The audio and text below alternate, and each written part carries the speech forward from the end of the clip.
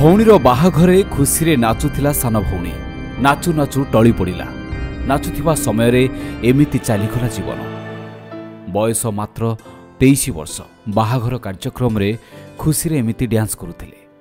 ଏମିତି ଡ୍ୟାନ୍ସ କରୁଥିବା ସମୟରେ ସେ ନିଜେ କ'ଣ ଟିକେ ବି ଅନୁମାନ କରିପାରିଥିବେ ଯେ କିଛି ସମୟ ପରେ ତାଙ୍କର ଚାଲିଯିବ ଜୀବନ। ଦେଖନ୍ତୁ କେତେ ଖୁସିରେ ସେ ନାଚୁଥିଲେ। ଏ ହୃଦୟ ବିଦାରକ ଦୃଶ୍ୟ ଦେଖିଲେ ଆପଣଙ୍କ ଆଖିରୁ ମଧ୍ୟ ଝରି ଯାଉଥିବ ଲୁହ। ଏତେ କମ୍ ବୟସରେ କେମିତି ହାର୍ଟ ଆଟାକ୍ ଆସିଲା, କେମିତି ଚାଲିଗଲା ଜୀବନ। ହଁ ଆଜ୍ଞା, ଦିନେ ନା ଦିନେ ସମସ୍ତେ ମରିବେ, କିନ୍ତୁ ଏମିତି ଅକାଳ ମୃତ୍ୟୁ ସମସ୍ତଙ୍କୁ ଦୁଃଖ ଦେଇଦିଏ। ହାର୍ଟ ଆଟାକ୍ ଯୋଗୁଁ ଏମିତି କମ୍ ବୟସରୁ ଚାଲିଯାଉଛି ଜୀବନ। ମଧ୍ୟପ୍ରଦେଶର ହେଉଛି ଘଟଣା। ଜଣେ 23 ବର୍ଷୀୟ ଯୁବତୀ ନିଜ ଭଉଣୀ ବାହାଘର କାର୍ଯ୍ୟକ୍ରମରେ ଏମିତି ନାଚୁ ନାଚୁ ଟଳି ପଡ଼ିଛନ୍ତି। ଏହି ଦୃଶ୍ୟରୁ ଆପଣ ଦେଖିପାରୁଥିବେ କିଭଳି ସେ ଟଳି ପଡ଼ୁଛନ୍ତି ଆଉ ପରେ ତାଙ୍କର ଜୀବନ ଚାଲିଯାଉଛି। ଯେଉଁ ଭିଡ଼ିଓ ମଧ୍ୟ ଖୁବ୍ ଜୋରରେ ସୋସିଆଲ ମିଡ଼ିଆରେ ଭାଇରାଲ ହେଉଛି। ତେବେ ସବୁଠାରୁ ବଡ଼ ପ୍ରଶ୍ନ, ସମସ୍ତଙ୍କୁ ଏହି ଭିଡ଼ିଓ ଭାଇରାଲ ହେଲା ପରେ ଚିନ୍ତା ବଢ଼ିଯାଇଛି ଯେ ଏତେ କମ୍ ବୟସରୁ କେମିତି ହେଇଯାଉଛି ହାର୍ଟ ଆଟାକ୍।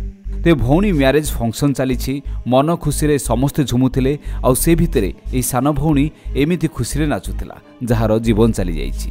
ବଲିଉଡ୍ ଗୀତର ତାଳେ ତାଳେ ଜବରଦସ୍ତ ଠୁମକା ଲଗାଉଥିଲେ, ହେଲେ ନାଚୁ ନାଚୁ ହୃଦଘାତରେ ସେହି ଷ୍ଟେଜ୍ ଉପରେ ହିଁ ଟଳି ପଡ଼ିଲେ। ଅକାଳ ମରଣ କେମିତି ଦୁଃଖ ଦେଇଛି ଏହି ଘଟଣା, ସେହି ପରିବାରକୁ ଆପଣ ବି ଭାବିପାରୁଥିବେ।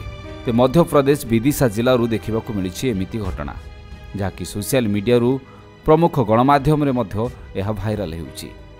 ତେବେ ମୃତ ଯୁବତୀ ଜଣକ ହେଉଛନ୍ତି ଇନ୍ଦୋରର ପରିଣୀତା ଜୈନ। ବୟସ ମାତ୍ର 23 ବର୍ଷ। ଜଣେ MBA ଗ୍ରାଜୁଏଟ୍। ଭଉଣୀ ବାହାଘର ହଳଦୀ କାର୍ଯ୍ୟକ୍ରମରେ ସାମିଲ ହୋଇ ନାଚୁଥିଲେ, କିନ୍ତୁ କିଏ ଜାଣିଥିଲା ସେ ଷ୍ଟେଜ୍ ତାଙ୍କ ଜୀବନର ଶେଷ ମଞ୍ଚ ହୋଇଯିବ ବୋଲି। ଆଉ ଏବେ ତାଙ୍କର ଜୀବନ ଚାଲିଯାଇଛି। ତେବେ ଯାହା ଜଣାପଡ଼ିଛି, ମୃତ୍ୟୁ ପୂର୍ବରୁ ମୃତା ପରିଣୀତାଙ୍କର ଜଣେ 12 ବର୍ଷର ସାନ ଭାଇ ବି ସେହି ହାର୍ଟ ଆଟାକ୍ରେ ଅକାଳ ମୃତ୍ୟୁର ଶିକାର ହୋଇଥିଲେ। ସେ ବି ଏ ଦୁନିଆରେ ନାହିଁ। ତେବେ ଏସବୁ ଏବେ ପରିବାରରେ ଯେମିତି ଦୁଃଖ ବଢ଼ାଇ ଦେଇଛି। ସାନ ଭାଇ ଗଲା ପରେ ଏବେ ଏହି ଭଉଣୀର ମୃତ୍ୟୁକୁ ନେଇ ପୁରା ପରିବାର ଭାଙ୍ଗି ପଡ଼ିଛି।